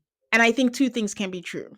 Yeah. Will is very tunnel minded, right? And very logical. But do you think Brittany is just operating on emotions and feelings a lot? Because the thing is, and I learned this from my husband, because feelings are in fact. That was me a long time ago. I was like, I feel this way. And damn it. 100%. Oh my gosh, me too. Because I feel this way, it is true. This Yeah. is real life. Yeah. Yeah. So if she didn't focus so much on the rejection and is like, you know what, we are pumping the brakes on intimacy. He didn't say forever. Try not to take things personally. Maybe they'll understand each other better. They'll organically get to a place. They can have sex again. But it, no one's who's in the wrong? I don't want to say that. It's like it's just I don't know what to do with these two, I know. I feel like they're triggering each other in the worst way. Well, like you said, Will doesn't seem triggered. I and think that's a Will problem. And that's a is problem actually, because even her just saying like, "Would you feel some way?" and him just being like, "It's fine, it's fine." That's annoying too. yeah, exactly. Yeah, she wants and needs him to feel something, damn it. Yeah. Like be Mhm. passionate about something and she needs that reassurance. Yeah, I it's really hard to say like who's kind of in the right or the wrong. And like because especially with them, it's hard to tell what even sparked the initial issue and how did we get here? Because now it literally is 0 to 100 and like you said, because he wanted to backpedal on the sex a little bit. Now it's catapulted to like, he just doesn't like me. Yeah. It's just like, so yeah, that's really hard in terms of who needs to do what, but they need to send in Dr. Pia for this in particular because of like the intimacy part and Yeah. being able to speak about that, but they need some intervention quickly. Yep, ASAP. Yeah. I haven't watched the next episode, but I'm curious because Pascal was like, "Don't pump the brakes on sex because you'll be in the friend zone." But in this case, I'm very curious to see what he or Dr. Pia has to say I about agree. this. I haven't Because watched the next one yet either, but yeah, I want to see what it's looking like when we get back to Austin. yeah, yeah. Okay. Oh yeah, and all through this, all I kept thinking was like, this man said he liked pink on their wedding day. I thought he was lying, but he's been wearing pink shirts ever since. And they were having this conversation. I think he had like the pink see-through shirt. I was like, where did they go? They went somewhere. We didn't see it, but what event calls for this style, this fit? And she's also dressed up too. So I don't know where it is that they went, but yeah, we are missing stuff though. I don't miss it though. I'm not gonna bring it back. I don't want it back. That's fine. I agree. I agree. Well, as long as we can catch up at some point. Yep. All right, Jalen and Josh, they're doing well. This is still the couple that makes us all just like smile. Like this is what we have MAFS for. You can relate, right, Camille? You can Yeah, relate to this. right. So they're poolside. They're talking about their childhoods and how they grew up differently. And I think this is how you show keeping it light, but also getting to the important conversations that need to be had. Because he's saying like he didn't have money, and she's like, I grew up privileged. My dad was a baseball player. We lived at Toys R Us. Her Mhm. parents didn't go to college, so she wanted to go to college, but when she got to school, she got distracted. I don't know what by, but she didn't get to finish. But then she said she got into the work industry. I know she meant she just started working, but I was like, what is the work industry?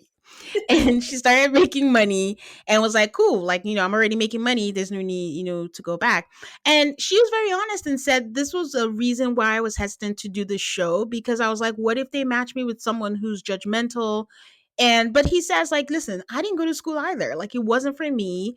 But he would say that they should recommend going to school to their child. And then you can decide, what helps with your passion.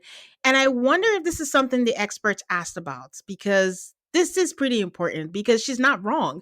I do think there'll be some people who'd be like, I'm not going to be with someone who did not go to college. And that would be not fair. Like that could do something to somebody. Like it's already an insecurity, and then you give them somebody, and that's just how do you, deal with that. So Definitely. yeah. So good for her that she was matched with someone who understands. They both want their kids to see them show affection, because Josh is not lacking in that department. That man will handhold, kiss you, touch you. He's upset And about it. these two are already talking about leases and moving in. And Camille, you okay? You all right? Talking about Mhm. moving in, making plans to Oh, move in. oh my God. PTSD. Come on. Flashbacks. So they decide they want to take a shower, and then they give us a Nate and Stasha moment, and they go to the shower. And this is where I need your expertise. How does something like this like, you're not telling the producer, hey, we're gonna get in, or are they like, do you want to take a shower, because you had some intimate scenes too? So how does that come Mhm. about? Yeah, I'm sure it's the latter. I think, the producers, especially if you're the couple that's kind of like hitting it off and got some Mm-hmm. chemistry, they like that, they know that's what's, some people want to see, and it just speaks to that story more. So I think it's one of those that if you're down for whatever, Yeah. production will capitalize on that to Yeah. like through and through. So I'm sure it was one of those they did probably ask them like, well, do you guys want to like hop in the shower again? They're probably like, sure. So, you Yeah. know, for me, I feel like I remember an opportunity like that coming about, but I don't know. More power to them. I say that through and through, especially like Stasha and Nate, because there was some things. I mean, honestly, truth be told, that's why like the avocado scene and all of that, like that's why it had a goofier feel. And I feel Yeah. like I got a lot of that, like not criticism, but whatever. People had a lot to say, like, oh, she's not even being sexy, or like, why is she wearing like these big baggy pajamas? I'm like, I'm sorry, but y'all are not gonna have me on Oh, Lifetime in lingerie doing like a strip tease for like it wouldn't come across like authentic and sexy like when there's multiple camera yeah. men in the room and like the sound person's right there. Like there's 10 people in the room with you. So it's Mm-hmm. like I like to get nasty off camera, but like in front Mm-hmm. of everyone, it's Yeah. just hard to bring that, like it just wouldn't be giving what they thought it was going to give. So I Yeah. remember being like, not the showers, I'll do some other stuff. But yeah, so I tip my hat off to them to like feel comfortable to do that. And that obviously speaks to them having that good of a connection that Yeah. Yeah. Ooh, you just reminded me. I have another question. So that scene, right, when allegedly you and Thomas had sex for the first time, where you told him he was giving you a massage, and then you were like, "Oh, let's go to the bedroom." Blah, blah, blah. You had already had sex before that, right? That was reenacted, or no? Because it felt like that to me. Yeah, I think that was after. Yeah. Yeah, I think so. Okay.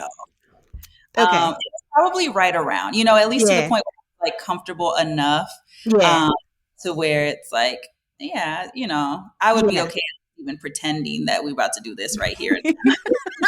Yeah, because I was like, it's not giving first time. It's not like I just feel like Camille wouldn't be like, oh, let's go find out what to do. Like, no, Yeah, I don't think yeah. so. What I say, like, oh well, let's go see what you talking about, or let's go see. I guess, yeah. So it had Okay.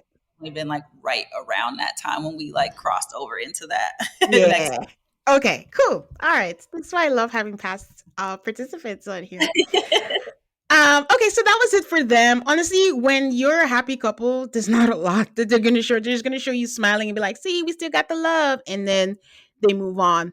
So we go to Rhonda and Pat, and one couple always has to do the cocktail class. You know that, Camille. So they're doing the cocktail class and they're making drinks. And Rhonda says that she has processed what they talked about. And if he doesn't mind, she wants to talk about the other night. If he doesn't mind, she's very respectful, very demure and mindful.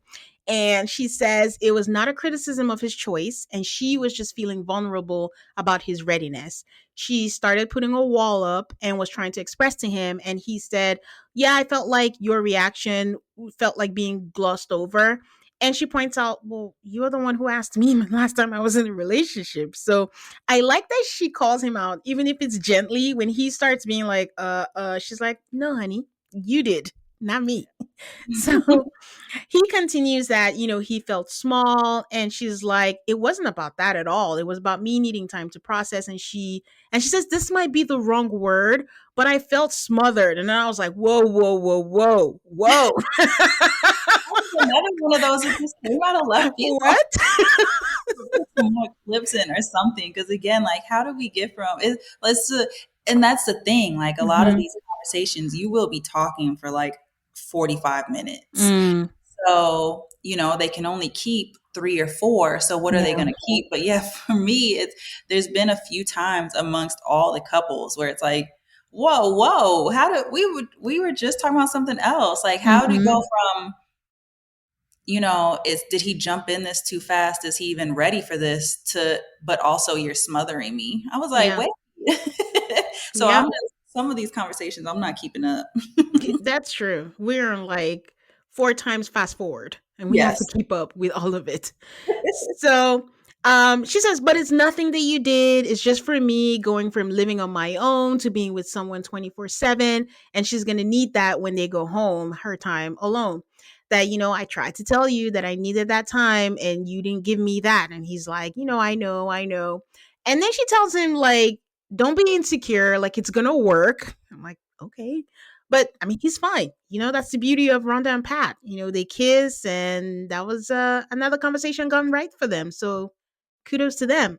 I love that. And I think that it's really just important for people to see because, again, I feel like we haven't seen that a lot the last few seasons, like just Hmm. actual productive conversations that can just be addressed and we move on to the next thing instead of like, yeah, just that one issue early on that gets brought up the whole rest of the season because it's never resolved. Like, I've really been liking seeing them close things out Mm, and just have that respect for each other. And honestly, this like, I don't know if unpopular opinion, whatever.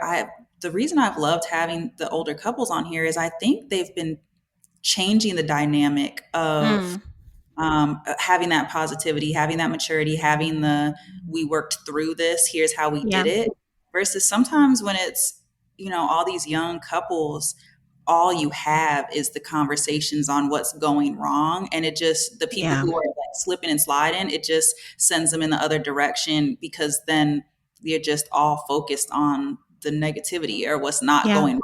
where like having Rhonda and Pat, I think has leveled out so much, or yeah, made more people comfortable with talking about issues and Yeah. resolving them or trying to. Yeah, I agree because I think in recent seasons, it's a lot of there's an issue and it's just a shutdown. And I think the difference is all of them, I will say for now, are committed to making it work. And that's all you can ask for when you come from MAFS. Like I always say, people who come on MAFS, y'all are brave. I can never do it. And you just have to be open. It's hard, but you just have to be open. And if it doesn't work after 8 weeks, that's fine. But give Mhm. it your all and be open. And I think they all are giving it their all. I mean, honeymoon, all five had sex. That's a whole different conversation, Amazing but work. That's that's a sign. yeah, it's so refreshing to Yeah. have five couples coupling right now. Yeah. Like on the Mhm. I can't tell you the last time I feel like I saw that. So that's Mhm. nice. And it's less pressure. I can imagine that on your season. It's a lot of pressure when you're like the only couple that's making it work and everyone wants to focus on you and it's just okay guys, we're figuring it out too. It just happens to be working out, but there's work being put into this. Yeah, Yeah. 100%. So, yeah, Rhonda is nervous to live together. She tells us many times. And when Pat says we have to figure out how to live together, she practically yells it and separately. So, don't forget that part. So, I don't know where this is headed, but I think the high is wearing off for Rhonda. Like, okay, wedding's done, red dress and the dry cleaners, and I don't know what I'm doing now. Yep, I'm gonna go home after this. I don't know what you about to do, but I'm gonna go back to my house and get back to my routine. Yep. All right, our final couple, Belinda and Chad. I think they get the least screen time. And honestly, Belinda is just sweet. I don't know that I know a lot of her personality. She does have a personality actually, but it's not like a lot. And Chad is just happy that he has her and he's doing everything that he can for her. They're talking about being romantic and they both have different versions of what they call romantic. He's like, okay, so doing things like with flowers, candles, and she's like, oh, okay. What I'm thinking about is like cuddling, affection. And I think it's because she didn't get it with her ex-husband and she's been with that man since she was 19. Mhm. Honestly, it might be younger if they were dating. I think that's when she had her first child, actually. So if she didn't get that, and that's what she's looking for now that she's older, he says that she's easygoing. He just wants to make her happy. And she says she's seen his protective side, his girl dad side, and she likes him. And she could see herself possibly falling in love with him at some point.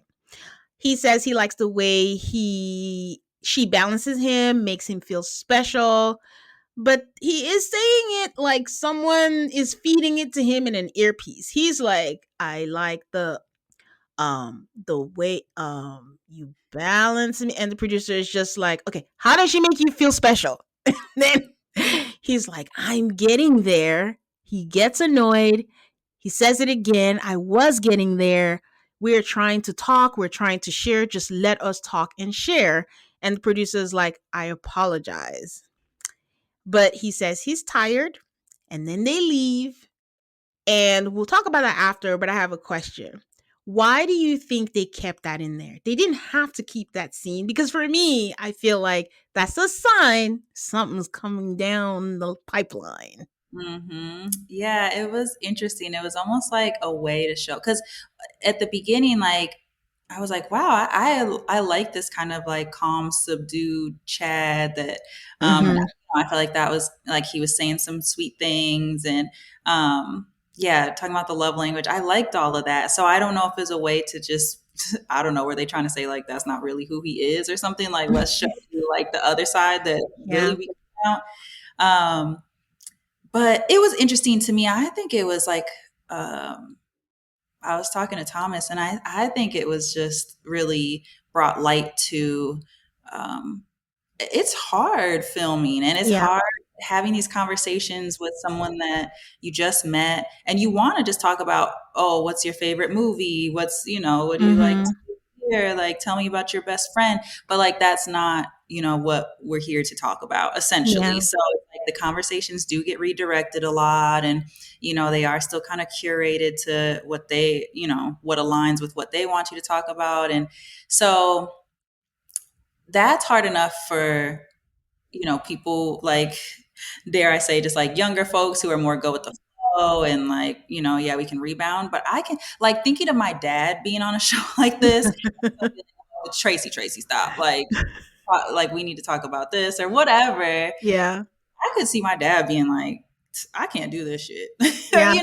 So I feel like in the same breath, at first I was kind of like, whoa, like, are you cool, Chad? But like, I also get it at the same time because, Hmm. you're trying to just speak what's on your heart. But if it's not exactly like what fits or, you're going off, On a tangent. Hmm. yeah, then they bring it back. So it does, there is this like unnaturalness to it at the same Yeah. time. So I actually felt for him a little bit because you could just tell it's bubbling over and it's probably the end of a long day. He's tired. Yeah. So I actually didn't hold this to him too much. Yeah.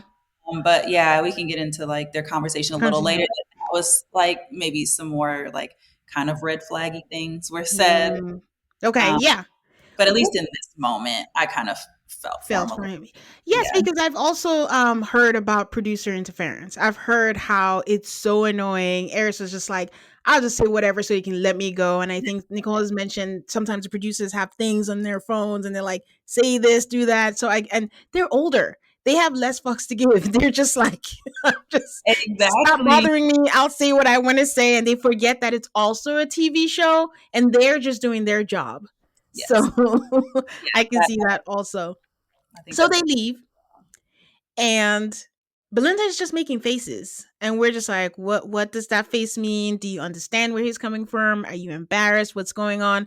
But then fast forward times four. We see them in bed in their pajamas. We're like, okay, we're cut up.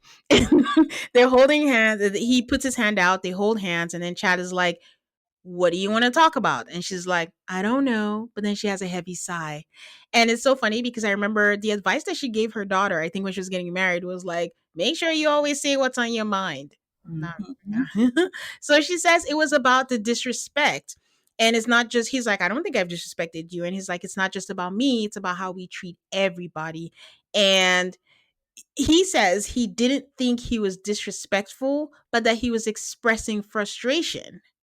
I'm Mhm. scared to say I agree with that. Kind of, unless there was more. Yeah, and that's kind of what I'm thinking maybe there was more. Um I don't know cuz that just seems like something I would say when I'm trying to, and especially when she like then followed it up with the like, would you be mad if I'm not always on your side? Like just Yeah, always, condoning what you do. Like, I don't know. I feel like there was more. He was, yeah, maybe he was. And also he said something like he's used to like barking the barking order. orders. Yeah. Or Yeah, being the one to like tell people what to do. So then I don't know if now it's more like an ego thing or just kind of like yeah, just walking around like Mr. Big Shot. I don't know. So it was yeah, just a couple of those things that without context, I was like, okay, well, maybe, I was kind of like feeling for him at first, but then because I agree with Belinda, like there still always is a way to handle things. And yeah. that's what, if it's, who knows who she was talking about? Like, was it production? Was it Yeah, at the hotel? Either way, like when you start hearing people use words like that, like it matters how you treat other people, then I'm yeah. like, I start to kind of like raise my eyebrow a little bit. Yeah. And I'm not saying that he wasn't a little like off or he wasn't a little rude, but in terms of like you said, if it was a long day, if it was, they were prodding him and we didn't see the extent of what it was, like at the end of the day, he's still a human being. Not like it's not wrong, but he's gonna falter. But I'm just like, if you were expressing frustration, but if he did do more, I just feel if you're going to show us that, you might as well show us the full thing so we have full context of what she's saying so that what she's saying makes more sense and it's not like, oh, she's just because Belinda doesn't seem like the kind to just say something from nowhere. It has to have weight and importance for her to say that. And I think the last time I saw something like that was like maybe was it Christina and Henry when the producers were showing her and he was saying something about her, being rude to them and things and I'm like, are they showing this to craft a story? So that's why I was going back and forth on that. Like, Yeah. maybe it's the beginning of something we're going to see after. And her saying, it's not just me, and you need to consider me. So in Mhm. this case, I'm like, was it really something to do with her, or was it something else again outside of, this situation. And now she's like, okay, that's two times Yeah. too many, Yeah. for stuff like that. So then she drops the bomb, at least to me, where she's like, I don't get past things. Like, thank you for your apology, but I don't get past things that quick. Let And it be known. we need to sleep on it. And like to what you said, she's afraid to show up for herself and he resents her and she's crying. But I think he answered well. He's like, what do you mean? Because I'm glad he said that, because I was like, what does she mean? And she says, I don't want you to feel like I'm not on your side or that you're always wrong and I'm poking on you. And he's like, no, like there are no sides. Like the most important thing is that you need to feel safe, which every woman wants to feel safe. Absolutely. Yeah. And I like that. I think they do just have very different personalities, Yeah. and just probably how they move through the world. I'm Yeah. assuming pretty different. So that's probably a learning curve as well. But girl, I say, tell him every time he's wrong. These men know Yes. what it is and when they need to move different, especially if it's something like how he's talking to people. Like, Yes. you gotta, Yeah. you can one to rein that in for him. Don't be worried to do that. That's right. So yeah, that barking orders and what we've been saying all episode long. Why did your 1, 2, 3 marriages end? He's Mm. talking about I always fix people. I'm like, that's not enough. I don't know. That doesn't track. I We need want to some know what the whole full picture is. Were you barking orders? And they're like, no. background. Let's kind of put the pieces together, and some stuff is like starting to make a little sense, but trying Yeah. to hold off on passing too much judgment till we see Yep. how everyone is when they get back in the real world too. And that's the thing about masks. Eventually, everyone's mask is going to fall off. So we're going to see what needs Sure. to be seen. So, Yeah. Okay. Any last minute or last thoughts on any couples or anyone before we wrap up? I don't think so. I think, yeah, we talked about Pat and Rhonda going back to Austin and yeah, talking about, I just, yeah, heard like the numbers thrown out a little bit again. Like that's where she was saying she hasn't lived with someone in 25 years and Hmm. he's lived with someone in 7 years. So, but I don't know. Again, I like Pat because he's just giving like mentally stable. And I wrote down like, I like Pat because he ain't pressed. Like every time something comes up, he's just always chill about it. Like even when Yeah. like, even all these concerns and stuff she's raising, he's just like, We'll deal with it. We'll figure it out. that exactly. Like it ain't no big deal. I'm like, that's my kind of guy. And maybe that's just because that's how I am. Like, Yeah. you're always gonna find a way to work it out is kind of like, not the hopeless or not what's the extreme optimism or what's the term that like Uh, toxic uh, positivity or Toxic positivity. yes, it's not to that level, but I do like to think like it's okay. We'll figure Yeah. it out. Like everything will work out. So I'm like, I like how he's handling things right now. Oh, teach me your ways. I'm just like, oh my God, what is going to happen? It's the end of the world. Okay, so before we wrap things up, episode 5, who has your bouquet? It could be an individual, it could be a couple. um, I'm gonna give my bouquet to I'm gonna say Jalen and Josh. Mm-hmm. I'm gonna put them together as a couple for now and give them a bouquet just because they're really doing things well. I mean, they're moving fast. So historically, we've also seen, sometimes that can crash and Burnout. burn. But Mm-hmm. yeah, I don't know. It's giving sustainable, and they just both seem like they're really caring. Like in the past, a lot of people that move fast, I feel like it is just based off like that rush and the emotions. But they both really seem to have that care for one Yeah. another, and genuinely wanting to know who the other person is and how they can fit together. So I really feel like they're doing things right. And I just am absolutely obsessed with both of their personal. Like, I just Mm-hmm. think Josh is the sweetest thing in the world. Hopefully, again, that is like a sustainable thing and it's not honeymoon phase, but it really seems like that's who he is. And Yeah, she's just a little ray of sunshine. And she so is. I really like them both individually and how they're moving as a couple. So I'm gonna give them my bouquet. Okay. I think I've given it to them the last few episodes, so I'm gonna switch things up a bit, and I'll actually give it to Megan and Derek because after that paddleboarding, I wasn't sure how they were gonna make a comeback, and the fact that they did, they had some kind of conflict resolution. I mean, good for you. Like I'm enjoying the conflict resolution. It's a lot of talking and talking things out, but it's necessary. But I'll give it to them for that. I like that. They were in the running for me too. Okay, good. Who has your ashes? Ooh, this is the tough one.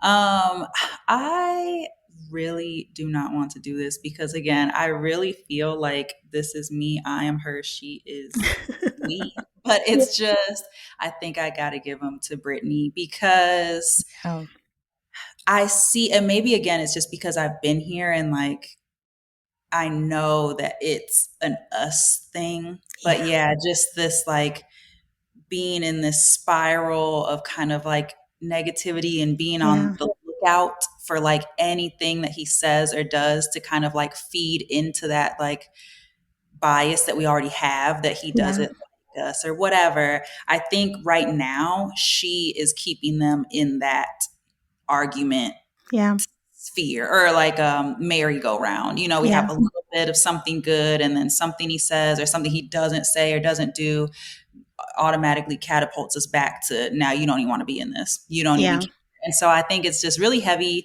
And I don't think that Will possesses the tools to like be the one to lift them both out of this. So Yes. I need my girl to step back, relax a little bit. I need someone to tell her it's going to be okay. I wish I could tell her it's going to be okay, but obviously this already happened. So Yeah. it's like no going back. But yeah, I've been in that space before. And so I know that it's going to take a lot of like self work and Yeah. herself to get them out of this. So unfortunately, they got to go to my girl. But I say all that with a lot of love because I really like her so far. Yeah. Yes, I'm with you on that. I have to give it to them also, but just to echo your sentiments, it's like it's so easy when you're watching on TV, like, what? Can't you see that? But if I'm being honest, like I was watching and I was like, yeah, I have done this. I have filled in the gaps that so Mhm. many accept, but it made sense to me and I felt it strongly, so it's truth, damn it. So Yes. and then you almost become a self-fulfilling prophecy because it's Yes. a whole other thing and you think it's because of this and it's all that and it's just like take a deep breath, it's going to Mhm. be okay and just give it time because on the flip side of it, Will is so straightforward. Far be it for me to defend a man that you kind of need that kind of solid like person if he is into her because I don't know if he is into her, that's the kind of person you want in your corner because once you get past that hump and you guys establish, you get to know each other, like they could actually be something. But it's just it's hard to see the light at the end of the tunnel right now because right now they cannot communicate. I agree. I agree. And I like to think someone as logical as Will. It's like if he really didn't want to be there, he just wouldn't. Yeah. You know, like, so I don't think that he's someone that's going to be just good at faking the funk forever. So hopefully she can find a little bit of reassurance in that, that like he doesn't strike me as someone that's going to just be a smooth talker and just like Mm. telling He's people what they not want smooth to at all. hear. Yeah. So I think because he's still here, it's still showing up. You know, I don't like giving people just brownie points for the baseline, but Yeah. like I think that he doesn't seem like someone who's just like trying to pull the wool over her eyes. So, Yeah. And like other maths men, he hasn't shut down. Like usually you can see it and they're just like, yeah, this is not, it's a no for me, dog. But I mhm, haven't seen the no yet. I'm not sure how he feels, but the commitment is still there. yeah, So we'll exactly. see. Okay. That was so much fun, Camille. I'm so glad I got to talk to you. Same. So, can you share with people where they can find you if you want them to find you and if there's anything you want to promote? Now's your chance. Yeah, yeah. Come on over. Let's be friends. On Instagram, that's really the main thing I'm active on is Instagram. Yeah. I'm at Camille two underscores Rose. And yeah, that's where I'm most active. And I like to chat. People.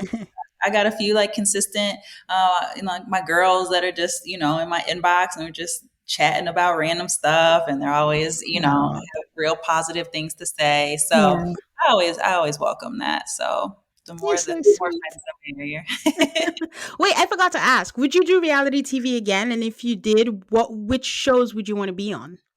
That's a good question. I kind of think I would, but I would rather in a perfect world, I would love to be involved in dating shows, but on the other end, like the person that's kind of like helping people through it a little bit, or like Mm-hmm. it's hard being in the spotlight Yeah. and getting critiqued on every move. Yeah. Um, that, or maybe, I mean, I love game shows. I'm gonna be honest. Like, I want to Yeah. go on Family Feud. I want to go on The Wall. Like, there's a bunch of Yeah. like game shows that I feel Yeah. like I do, but I don't know. I feel like my stint on reality TV might be over unless it's like a host of something, or like, Ooh. some kind of counselor or something like that. Like, Yeah. I'd rather do that. I mean, and that's again the beauty of Peacock. I don't know if they're going to refresh it because again, this was filmed for Lifetime. If they're going to do something, but that's another angle. Maybe if the experts don't want to be there on the honeymoon, get a group of like past participants who are still married and give each person an emotional support couple. One Ooh, person gets each person. Anytime you have something, you call them, y'all on a vacation, and then we could have another kind of show for the honeymoon on there and then see what advice to give them. And then pair them with couples who maybe had maybe the same experience. Like off the top of my head, like Will and Brittany, give them Shawnice and Jeffy because there was kind of like a thing. If they're the ones with the pregnancy scare or something, they kind of got pregnant early. He wasn't feeling her in the beginning. They couldn't communicate. And look where they are now. yep. So I think that's a way, Peacock, if you're hearing. I won't even ask for 10%. That's fine. You can just use it for the people. All right, guys. You know where to find me. It is also called MAFS everywhere on the socials. Please give me a 5-star rating on Spotify and Apple Podcasts. It really helps the podcast. And stay subscribed so you don't miss out on any of the episodes. Until next time, guys. Bye.